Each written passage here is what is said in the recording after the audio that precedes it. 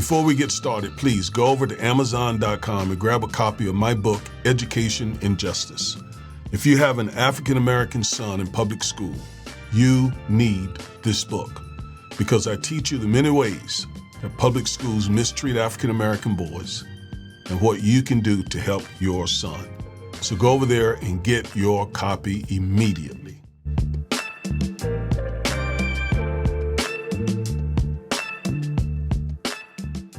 We see powerful voices trying to silence truth and punish dissent, and yes, weaponize justice for political gain.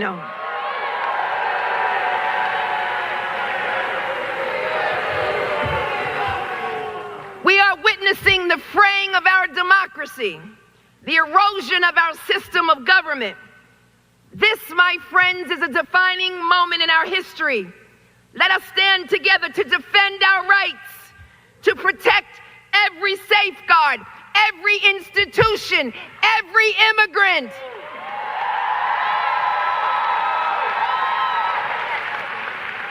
Every norm and every rule of law. You see, I know what it feels like to be attacked for just doing your job. But I also know what it feels like to overcome adversity. And so I stand on solid rock. And I will not bow. I will not break. I will not bend. I will not capitulate. I will not give in. I will not give up.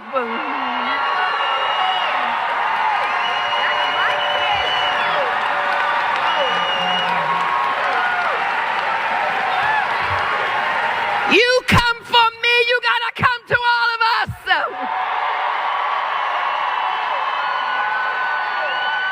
All of us. Every single one of us. We're all in this together.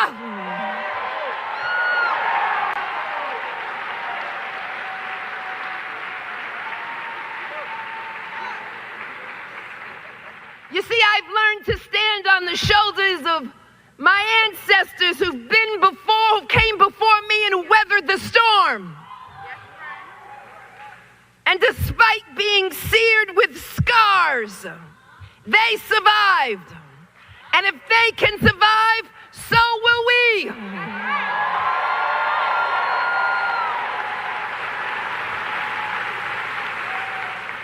So over the last few days, I've summoned their strength and their courage. And I will keep fighting for justice. I will keep fighting for New Yorkers. I will keep fighting the aggressive policies of Washington, D.C., and I will not stop.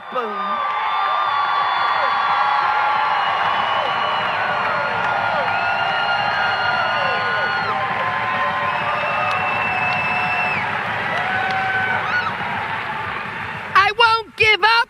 And I won't give in. So we have no time to linger and focus on pettiness and revenge. We've got to press on, press forward, continue the journey, claim the victory. Triumph over fear and courage. Courage, my friend, is resistance to fear. And so I fear no man. When I tell you that the African American community is being assaulted by the Trump administration on all different levels, seen and unseen, take my word for it.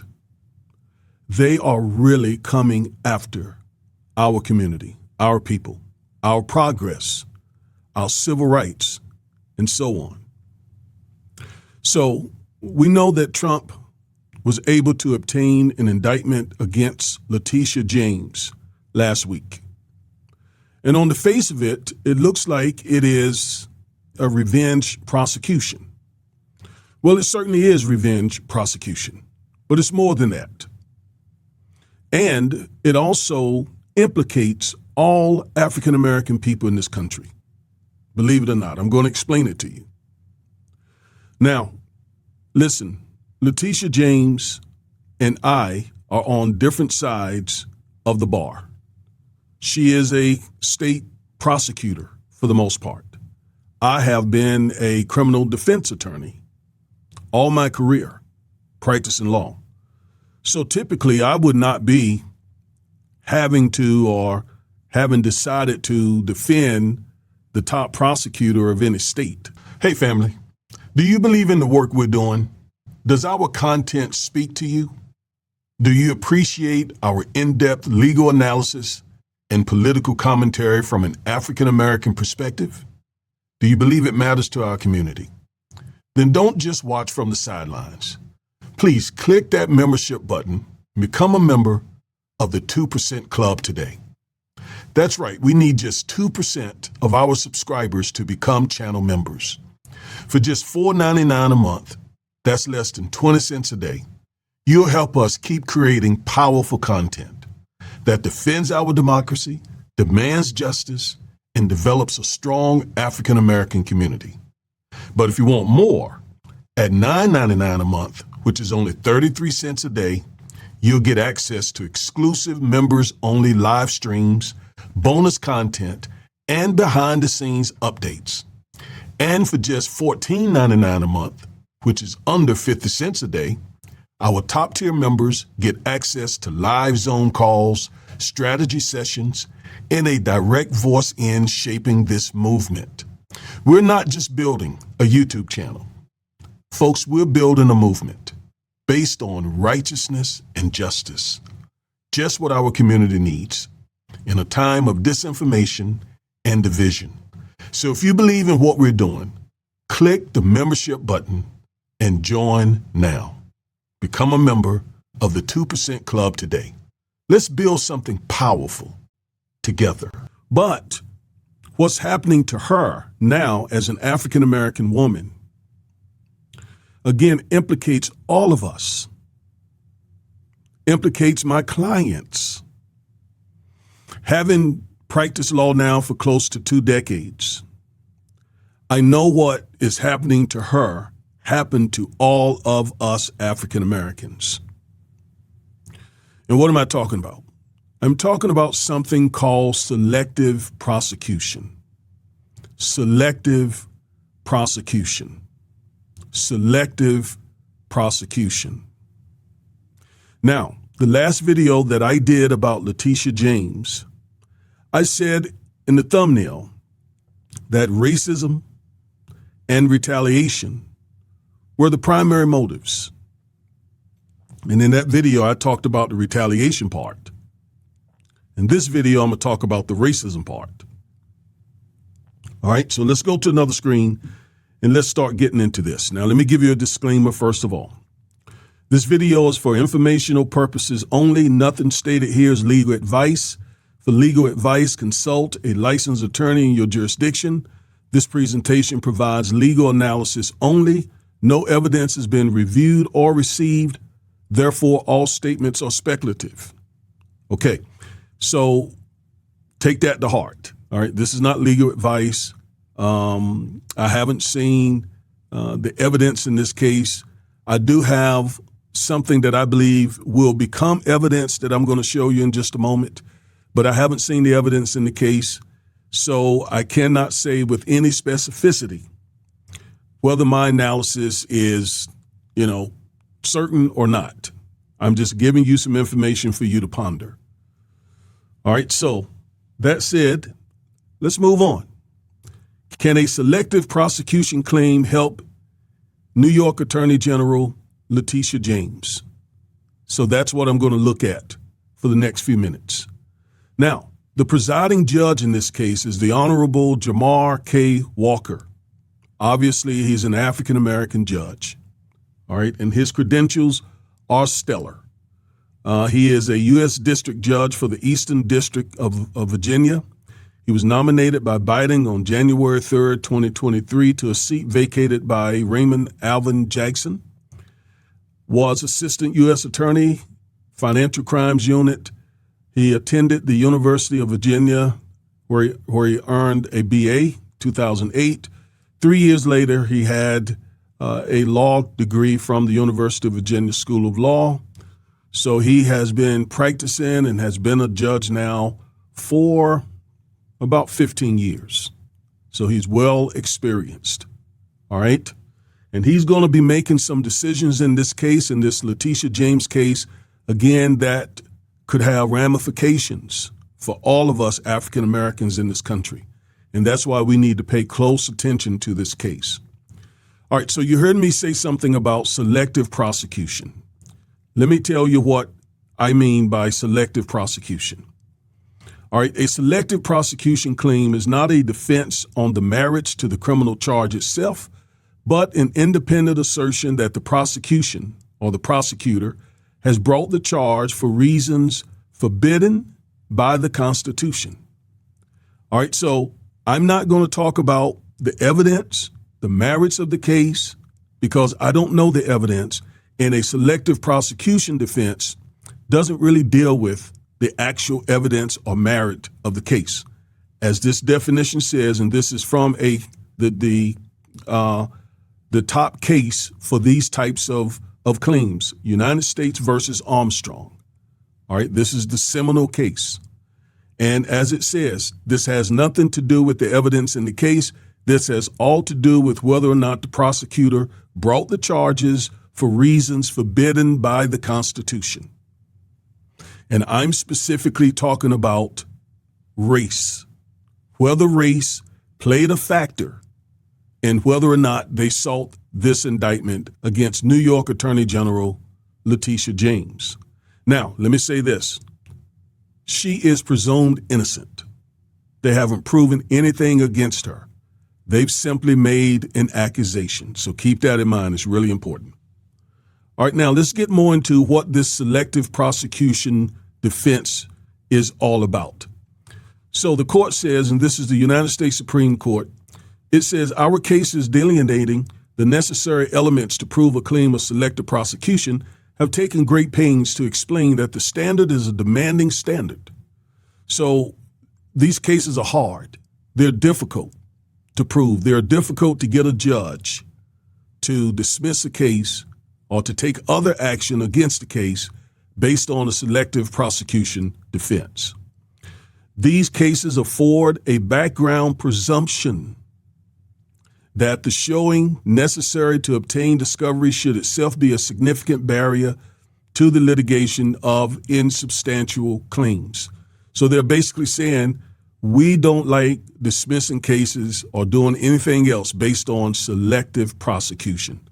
So Ms. James has an uphill battle if she and her lawyers choose to use a selective prosecution claim. All right? A selective prosecution claim asks a court, watch this, to exercise judicial power over a special province of the executive branch, basically. In other words, they're saying we show deference. We respect the decisions of the executive branch. And when the executive branch decides to bring a case, typically we don't get involved with whether or not they should have brought the case.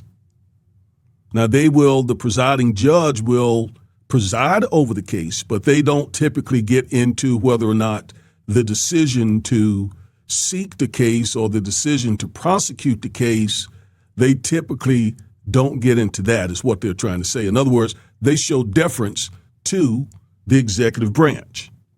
All right? The Attorney General and United States attorneys retain broad discretion to enforce the nation's criminal laws. So they're saying here, the court said here, that the AG, the U.S. AG in this case, and U.S. attorneys, assistant U.S. attorneys, they have broad discretion. In other words, SCOTUS is saying we're not going to second guess their decision to pursue a case unless, and it goes on to say, as a result, the presumption of regularity supports their prosecutorial decisions, and in the absence of clear evidence to the contrary, courts presume that they have properly discharged their official duties. So again, the court is just reaffirming we stay out of the executive's decision whether to pursue a case. So that judge, Judge Walker, Jamar Walker that you saw earlier, he's not wanting to get into whether or not this case should have been brought or not. But I think the evidence in this case showing selective prosecution is pretty strong. And we know as African American people already, we are selectively prosecuted all the time and have been since the beginning of the country. Anytime law enforcement starts as slave patrols, definitely we are selectively prosecuted. Anytime, think about it. Anytime the country has over-policed black communities the way it has, racially profiled blacks the way it has, charged blacks with higher crimes the way it has the disparities. And at one time, crack cocaine disparity was 100 to 1. If you got caught with a gram of crack, you got 100 times worse penalty than if you had a gram of just powder cocaine. See, this is selective prosecution. Okay? So we know this happens. We know this happens. And I believe the evidence in this case is pretty compelling, and you're going to see what that evidence is in just a moment. Now, the court does say, however, of course, a prosecutor's discretion is subject to constitutional constraints. One of these constraints imposed by the equal protection component of the Due Process Clause of the Fifth Amendment. All right, and we're talking about federal cases here. So the court is saying, yes, we give prosecutors and the Attorney General's office broad discretion. We recognize, we defer to them on these kinds of decisions, but it's not without limits. If there is a clear case that the United States Constitution was violated by prosecuting someone, then they will step in. And I am quite certain that Leticia James's attorneys are going to file a motion arguing that this is indeed selective prosecution. Because, again, we know it happens. And it just so happens that she has an African-American judge who I'm sure also knows that it happens. Him being a prosecutor, right? Being an African-American man. And let me make this point. This is why I have been telling you that elections have consequences. One of the consequences of a presidential election is that the winner gets to choose the judges, the federal judges who sits on the bench. And if it is a right-wing president, he's going to put right-wing judges on the bench. And so arguments like this will go nowhere in a court where the judge is right-wing, far right, going nowhere. They'll get rid of it really fast because, as the Supreme Court already said, they don't like these kind of cases anyway.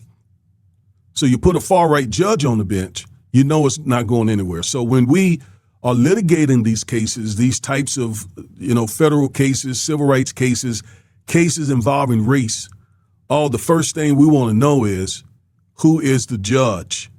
Who appointed the judge? Because we know that's going to impact. We like to think that it won't, but we got to be realistic. We know that's going to impact whether we get some of the things that we ask for, some of the motions that we file. All right? So they said the prosecutor's discretion is subject to constitutional constraints, and one of which being the Equal Protection Clause. So the Equal Protection Clause, we know, has to do with folks being treated equally under the law despite race. All right? Leticia James is an African-American woman. Now, so there is that presumption that the prosecutors get. Here we read, in order to dispel the presumption that a prosecutor has not violated equal protection, a criminal defendant must present clear evidence to the contrary. So once again, the United States Supreme Court said that you got to give prosecutors the presumption that they're operating in good faith. Now, as African Americans, yes, we take issue with that because quite often they are not operating in good faith when it comes to us because we are selectively prosecuted all the time. I know that personally as a black man myself and as a criminal defense and civil rights attorney for, again, almost 2 decades, having represented more people than I can count. All right. Nevertheless, they said that presumption is not absolute. But in order to dispel it, there got to be clear evidence to the contrary. All right. This goes on to say, for a selective prosecution claim draw on or depend on equal protection standards. Therefore, the claimant must demonstrate that the federal prosecutorial policy had a discriminatory effect and that it was motivated by a discriminatory purpose. That it had a discriminatory effect and that it was motivated by a discriminatory purpose. Now, what does that mean? That is huge language. So, the person who is going to use a selective prosecution defense must show 2 things based on clear evidence. One, that there was a discriminatory effect. So there was discrimination, and that discrimination affected the case. Now, keep in mind, this is an equal protection case. In other words, a race-based case. And not only a discriminatory effect, but a discriminatory purpose or intent. You got to prove that if you believe you were selectively prosecuted because of your race, you got to prove that the prosecutor intended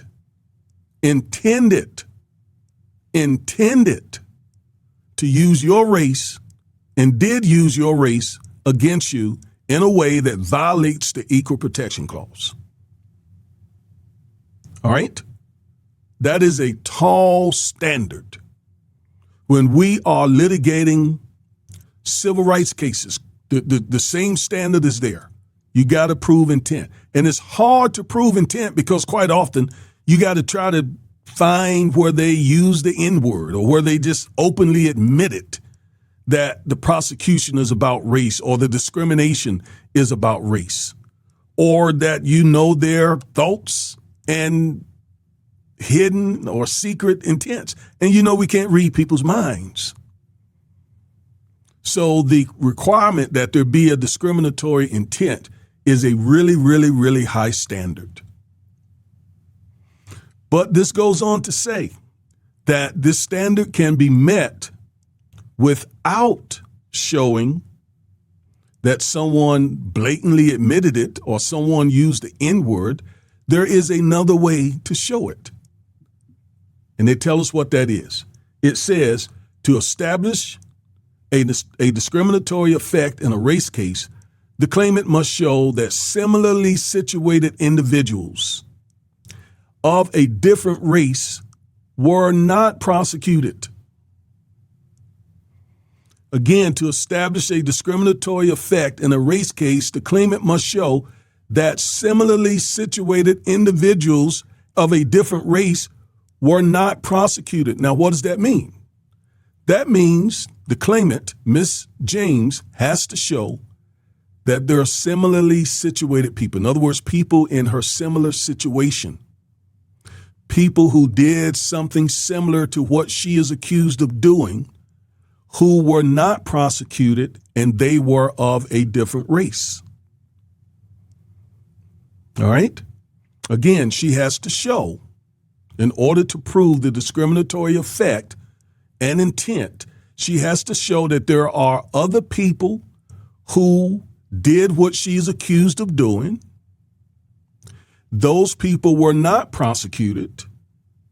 And since she's saying that she was prosecuted because of her race, those people must be of a different race. In other words, they were treated different. They weren't prosecuted, although they did a similar thing that she's accused of doing. And I'm making note to say accused because they've not proven that she has done anything. All right, so she has to find people who did the same thing she's accused of doing, and they were of a different race, but they were not prosecuted. Well, there is that evidence in this case, according to ProPublica. ProPublica, a media outlet. Okay? All right, so let's go to that screen now and find what ProPublica reported. All right, ProPublica. This is a quote from an article in ProPublica. It says, quote, Labor Secretary Lori Chavez DeRemer entered into 2 primary residence mortgages in quick succession, including for a second home near a country club in Arizona where she's known to vacation. Transportation Secretary Sean Duffy has primary residence mortgages in New Jersey and Washington, D.C., and Lee Zeldin, the Environmental Protection Agency administrator, has 1 primary residence mortgage in Long Island and another one in Washington, D.C., according to loan records. So ProPublica says that there are people in the Trump administration who did what Leticia James is accused of doing, something similar to that, and they are of a different race and they have not been prosecuted. So there, with that information, with that evidence, she should be able to prove that she's being selectively prosecuted based on her race. Not only is it a retaliatory type of prosecution, I talked about that in an earlier video, and we know that because Trump put out a Truth Social message that demanded that Attorney General Pam Bondi bring charges, seek an indictment, which is what they did. So there's not only that, but it also appears that she was selectively prosecuted based on her race, because there were other people who did something similar to what she's accused of. They are of a different race, and they have not been prosecuted or indicted like General Leticia James. So that seems to be a prima facie case of selective prosecution. Now, as I said earlier, I don't have any evidence. I don't know what the government has in its hand. I don't know what their case is all about. I have no idea. So I can't say that they prosecuted her because of race or not. I'm just saying that she has, based on this ProPublica article, she does have examples of people in the Trump administration, no doubt, who apparently, according to ProPublica, did precisely or similarly to what she's accused of doing, and they have not been indicted or prosecuted for the same or similar behavior. So, seems to be pretty strong to me. So I'm really hoping that when they file this motion that I know they're going to file, I am hoping that this judge will do the right thing. I am hoping that he will do the right thing, because this happens to blacks around the country.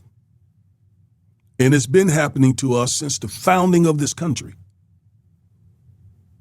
And so hopefully Judge Walker, based on what I've seen, will make the courageous decision to say, yes, this is selective prosecution.